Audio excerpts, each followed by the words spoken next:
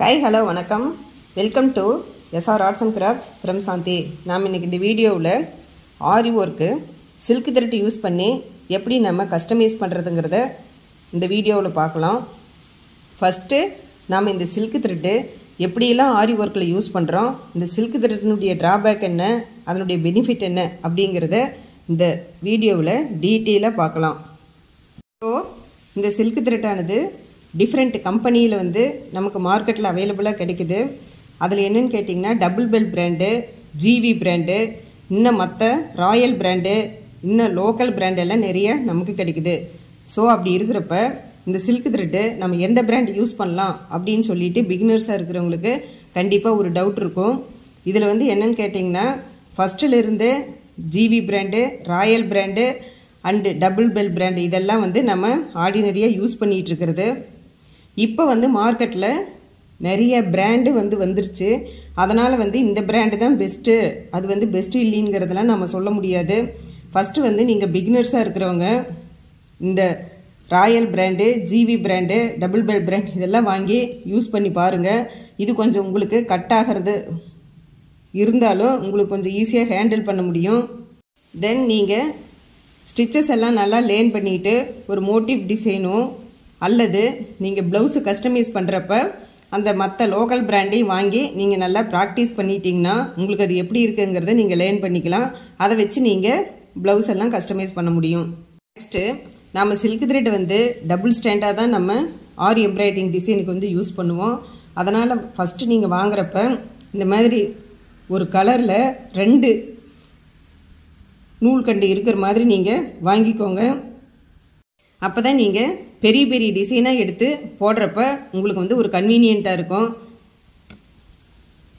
Suppose நீங்கள் ஒரு நூல்கண்டு மட்டும் வாங்கிட்டு வந்துட்டிங்கன்னா நீங்கள் பெரிய ப்ளவுஸ் இதெல்லாம் கஸ்டமைஸ் பண்ணுறப்ப நமக்கு அது பெரிய ப்ராப்ளமாக இருக்கும். அதனால் 2 கண்டு வாங்கிக்கிறது தான் பிகினர்ஸாக இருக்கிறவங்களுக்கு நான் சொல்கிற ஒரு அட்வைஸ்ஃபுல் பாயிண்ட்டு. சப்போஸ் இல்லை மார்க்கெட்டில் நான் ஒரு கண்டு தான் வாங்கிட்டு வந்திருக்கிறேன், இதை வச்சு நம்ம எப்படி ப்ளவுஸில் போடுறது அப்படிங்கிறப்ப ஒரு ஸ்டாண்ட்ஸ் எடுத்து போடுறதுக்கு சிரமமாக இருக்கும்.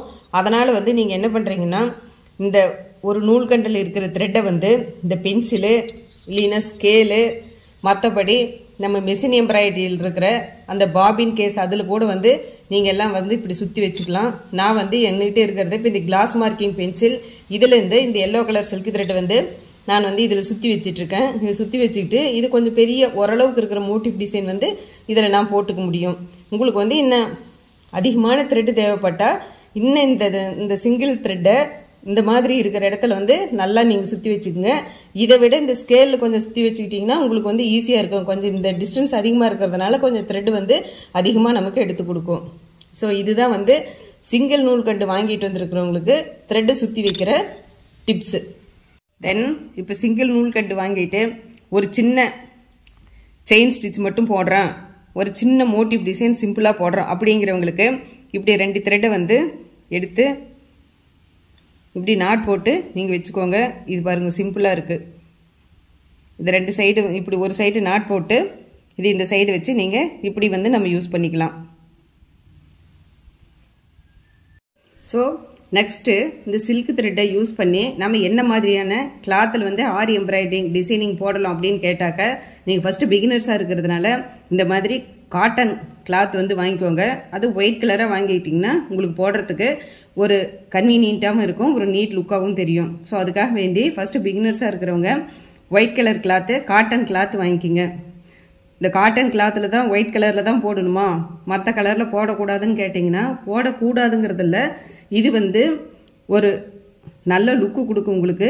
இது ஈஸி அண்டு கன்வீனியண்ட்டாக இருக்கும். அதுக்காக வேண்டி தான் நம்ம ஒயிட் கலர் கிளாத்தை சூஸ் பண்ணிக்கோங்க. இந்த ஆரி எம்ப்ராய்டிங் டிசைனிங் நம்ம ஸ்டிச் போடுறதுக்கு அப்படின்னு நம்ம சொல்கிறோம். நெக்ஸ்ட்டு இந்த சில்க் த்ரெட்டை யூஸ் பண்ணி எந்த மாதிரியான நீடிலில் நம்ம டிசைனிங் போடலாம் அப்படின்னு கேட்டாக்க இதில் நீடில் நிறைய கம்பெனி இருக்குது. இது சாதாரண அயன் நீடில்.